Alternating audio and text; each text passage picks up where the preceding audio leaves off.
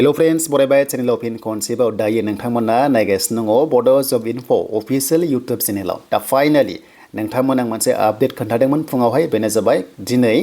आसाम पुलिसनि कनस्टेबलनि गोदान साख्रि फैगोन होननानै दा फाइनाली फैमारबाय आरो लोगोसे STPH रिजार्वेशन गासिबो डिटेल्सआव फैबाय बेनो जाबाय कनस्टेबल लेभेलाव फैग्रोबाय दा जों अफिशियल नटिस नायगोन भिडिअखौ हानायसेबां शेयार खालाम लाइक खालाम कमेन्ट्स खालाम आरो जाय नोंथांमोना बड' जब इनफो अफिशियल इउट्युब चेनेलाव गोदान साबस्क्राइब खालामना ला जाहाथे लेटेस्ट साख्रिनि आपडेट नोंथांमोना मोननो हायो दा गोबाव खालामा जों थांनो बेनो जाबाय अफिशियल वेबसाइटआव बेनिफ्राय जोङो गासैखौबो नायनोसै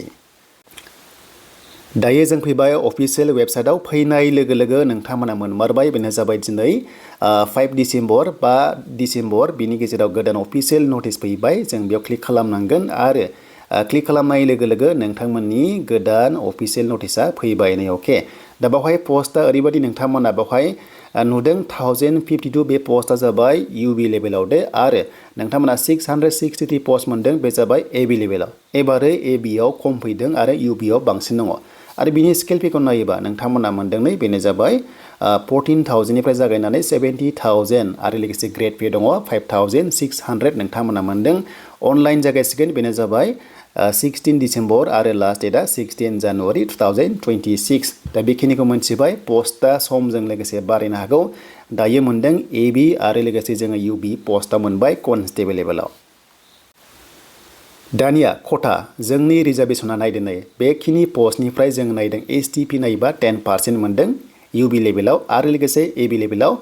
10% मोनदों STHआ मोनो 5% दा बेखौनो बुंदों जोंनि STआव 10% रिजार्वेशन मोनो बेनिफ्राय T ट्राइब दङ बेनिफ्राय OBC MOBC दङ नै बिथांमोना बेवहाय माखासे मोनदों बेखौ नायबानो जाबाय 27% खौ नोंथांमोना बेवहाय नुनो मोनदों दा बेखायनो जोङो माने STनि सायाव गोबांथार माने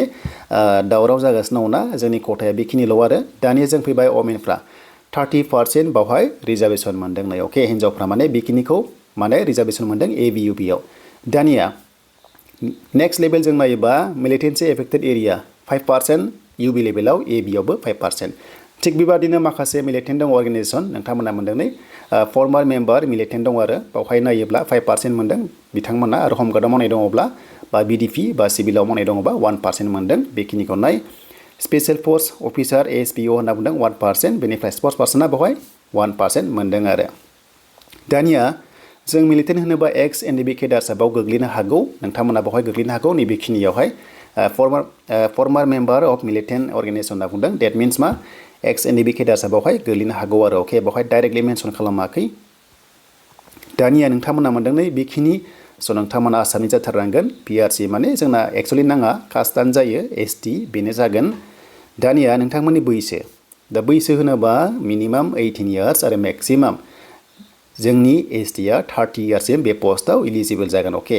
माखासे डेट दङ नै बे डेटखौ नायना ला बेजों गोरोबनांगोन बेनिफ्राय 18 निफ्राय नोंथांमोना 30 इयार्ससिम थानांगोन होमबानो बे पस्टआव नोंथांमोना इलिजिबल जागोन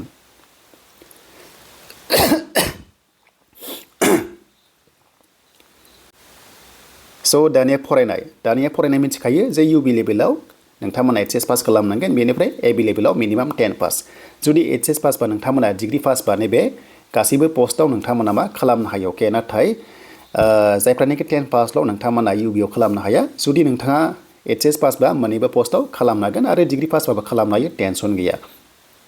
दानिया हाइट स' हाइटखौ नायोबा जोंनि STआव नायोबा 160 बेनिफ्राय हौवाफोर बियो आरो हिन्जावफ्रा 152 सेन्टिमिटार मोनदों बेखिनिखौ जोंनो नांगोन एन्ड नेक्स्टआव ST जोंनि जिनोखि चेस्ट थायोना STPआ मिनिमाम 80 सेन्टिमिटार आरो एक्सपेन्ड खालामबा 5 सेन्टिमिटार डेट मिन्स मा 85 नोंथांमोना जानांगोन बेखिनिखौ बुंदों देन मेडिकेल टेस्ट दङ जेब्ला फिजिकेल टेस्ट लायो सिम्पल लाखायो बेखौथ' मिथिखागौ नकनि नायो बा गुबुन माखासे नायो बेखौ नोंथांमोना मिथिखागौ अके थ' बेखिनिखौ बुंबाय डकुमेन्ट्सआ मा नांगोन बेनो जाबाय एमप्लयमेन्ट एक्सचेन्जखौ नांगोन बेनिफ्राय क्वालिफिकेसनखौ नांगोन बेनिफ्राय पार्मानेन्ट एड्रेस बेफोरबायदि माखासे कास्ट बेनिफ्राय date of birth Aadhaar card number बा आधार कार्ड बेखौ नोंथांमोना आपल'ड खालामनांगोन अके आरो जेब्ला फिजिकेल टेस्टआव थाङो बेखौ नोंथांमोना लांफानांगोन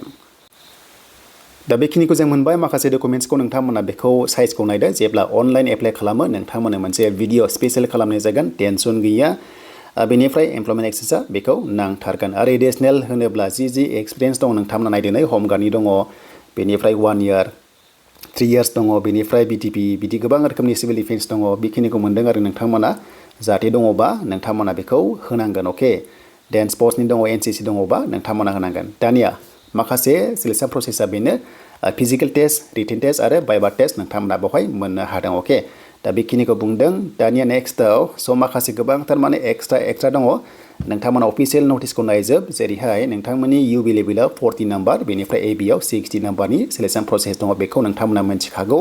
दा बेखौ बुंबाय थाला देन बेनिफ्राय सिनाप दङ AB लेभेलाव बाट नोंथांमोना माखासे डिटेल्सखौ अफिसियेल नटिसआव नायबाय था अब्ला गासैबो डिटेल्सखौ नोंथांमोना मोनलांबाय थागोन अके दानिया जोङो AB पोस्टआव सिनापा अनलि बेल' जाबाय मेलल' दङ बेखौ खोन्थादों अके माने सिनापा 20 नाम्बार दङ बेखौ बुंदों नोंथांमोना बेखौ मिन्थिखागौ आरो फिमेलावहाय सिनाप थाया नोंथांमोना फिजिकल टेस्ट आरो लं जाम्प दङ अके UB लेभेलावबो बेनिफ्राय AB आवसो माने 60 नालाय टटेल मार्क्सआ बेखायनो सिनाप दङ आरो अके सिनाप बेनिफ्राय लं जाम्प आरो नोंथांमोननि रानिं दङ अके थ' बेखिनिखौ जों मिन्थिबाय दानिया बेसेबां खारनांगोन बेसेबां नाम्बारनि एग्जाम जागोन जों बेखौ दायो नायनोसै दा एग्जाम होनोबा स' एग्जामाव नोंथांमोना 1:5 खौ लांगोन एग्जामनि थाखाय बेखौ बुंदों जेब्ला फिजिकल टेस्ट पास जायो बेनिफ्राय रिटेन टेस्टआ नोंथांमोना 100 कुइसन थागोन बेनिफ्राय नोंथांमोना 100 मार्क्सनि आरो बेवहाय नेगेटिभ मार्किं गैया आरो सिलेबासखौ नाय बेखिनि सिलेबासनिफ्राय नोंथांमोनखौहाय एग्जाम लागोन बर'जों लिरनो मोनगोन टेनसन गैया नोंथांमोना इंलिश बेंगलि एसामिसजों लिरनो मोनगोन अके देन बेनिफ्राय भाइभायावहाय नाम्बार 5 बाव दङ देन बेनिफ्राय नै मोनसे वेटेज मार्किं दङ नोंथांमोना नाय पार्सेन्ट दङबा स' नोंथांमोना मोनदों नै जुदि नोंथांमोना UB लेभेलाव एप्लाइ खालामबा जायनि पार्सेन्टआ HS लेभेलाव 45 निफ्राय बेखिनिसिम दङ 2 मार्क्स मोनगोन आरो 60 निफ्राय बेखिनिसिम दङबा 3 मोनगोन आरो 75 नि बारा दङबा एबा 75 दङबा नाम्बार 5 नोंथांमोना एक्सट्रा नाम्बार मोनगोन अके देन नायदो नै UB लेभेलाव बोथ मेल आरो फिमेलाव नायोबा टटेल 100 मार्क्सनि सिलेक्शन प्रसेसआ फिजिकलाव 40 रिटेन 50 बेनिफ्राय भाइभा टेस्टआव 5 दङ एकाडेमिकआव 5 दङ अके देन बेनिफ्राय AB नायोबा स' AB आव 60 फिजिकल टेस्टआव रिटेनाव 50 बेनिफ्राय अरेल टेस्टआव नाम्बार 5 टटेल 115 आरो फिमेल AB आव नायोबा नोंथांमोना फिजिकलाव 40 रिटेनाव 50 बेनिफ्राय भाइभा टेस्टआव 5 दङ टटेल 95 बावहाय सिलेक्शन प्रसेस दङ हिन्जावफोरा स' दानिया फिजिकल टेस्टआ नोंथांमोना 3200 मिटार्स बेनो जाबाय 14 मिनिट्सआव बेखौथ' जों मिन्थिखागौ बे सेमानो दङ बेनिफ्राय लं जाम्पआ नोंथांमोना 20 मार्क्स दङ आरो लोगोसे नोंथांमोननि हिन्जावफोरनि फिजिकल टेस्टआ जों मिथिगौ जे बेनो जाबाय नोंथांमोना बे जाबाय नै नुनो मोनदों 1600 मिटार्सखौ नोंथांमोना कभार खालामनांगोन अके बे जाबाय फिजिकल टेस्टआव आरो लं जाम्पआ दङ स' बेखौ नोंथांमोना मिन्थिखागौ दा बेखिनियानो दा फाइनालि बेखिनि अफिसियेल नटिसआ फैबाय दा फाइनालि आं नोंथांमोननो खोन्थाखादोंमोन जे दिनै आसाम पुलिसनि गोदानै अफिसियेल नटिस फैगोन आरो बेनि एप्लाइ लिंकआ नोंथांमोना 16 डेट एबा 16 डिसेम्बर जानाय लोगो लोगो नोंथांमोना खालामनो हागोन आरो बिनि लास्ट डेटआ 16 जानुवारि अके आरो नेक्स्टआव थाबैनो अफिसियेल नटिस फैबावगोन ग्रेड 4 हिसाबै आरो लोगोसे कमान्ड' लेभेलाव SL लेभेलाव आरो बेखिनिखौ नायग्रोदो आरो नेक्स्टआव नोंथांमोना गाबोन गोदान अफिसियेल आपडेट फिन खनसेबाव चेनेलाव नोंथांमोना मोनबावगोन